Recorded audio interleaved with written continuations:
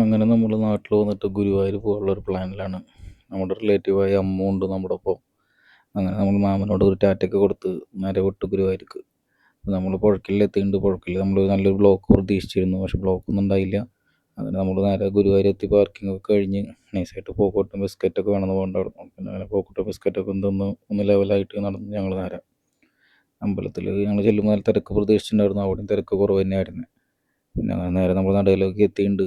നോക്കുമ്പോൾ ആകെ ഒരു ശാന്തമായിരുന്നു. പിന്നെ ഗുരുവായൂരാകുമ്പോൾ പ്രത്യേക ഒരു വൈബാണല്ലോ. അങ്ങനെ നമ്മൾ ഓരോന്നൊക്കെ പറഞ്ഞ് നടന്നു. അതിനിടയിൽ അവിടെ നല്ല ഷോപ്പുകൾ അഞ്ചലും മൊത്തത്തിലൊരു തിരക്ക് കുറവുണ്ട് കാണുമ്പോൾ.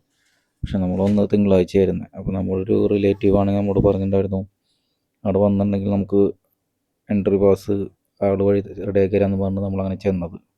പിന്നെ അവിടെ നമ്മൾ കുറച്ച് നേരം അങ്ങനെ വെയിറ്റ് ചെയ്ത് നിന്ന് പായസമൊക്കെ കൊണ്ടുണ്ട് അവിടെ. അതിൻ്റെ ഇടയിൽ അഞ്ച് പോക്കുട്ടൻ അവിടെ ചെക്കൻ്റെ കയ്യിൽ കാറ് കണ്ടിട്ടുണ്ടായിരുന്നു. പിന്നെ അവന് കാറ് വേണമെന്ന് പറഞ്ഞ് വാശിയൊക്കെ പിടിച്ച് അങ്ങനെ ഞങ്ങളൊരു കാറ് വാങ്ങി. അപ്പോൾ അത് വാങ്ങണൊരു ഇതാണ് കാണിക്കണത്. അവൻ ഫസ്റ്റ് അവന് വേണ്ടാന്നായിരുന്നു. പിന്നെ അതിന് ശേഷം ഞങ്ങളൊരു കാറൊക്കെ വാങ്ങി. പിന്നെ പോക്കൂട്ട് അതൊക്കെ നോക്കി നിന്ന് പിന്നെ പോക്കൂട്ട് ഹാപ്പിയായി. പിന്നെ അങ്ങനെ നൈസായിട്ട് ഞങ്ങൾ കുറച്ച് നേരം കാറൊക്കെ അങ്ങനെ ഓടിച്ച് കളിച്ച് ഞങ്ങൾ അമ്പലത്തിനുള്ളിലേക്ക് കയറാനായിട്ട് ബാഗ് കാര്യങ്ങളൊക്കെ അവിടെ വെച്ചു.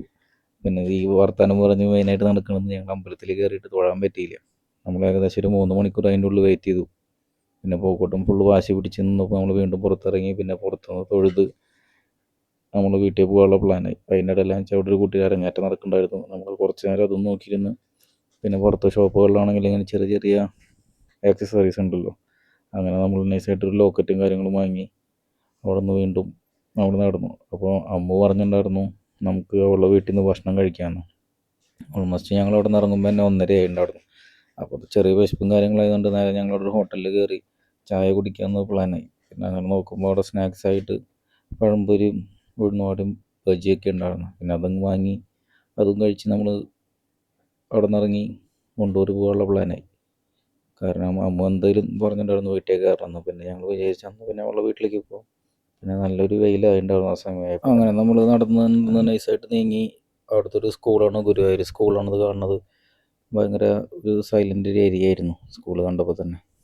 അത് പഴയ സ്കൂളാണെന്ന് വിചാരിക്കണം. പിന്നെ നമ്മൾ മുണ്ടൂർക്ക് നേരെ എത്തിയിട്ടുണ്ട്.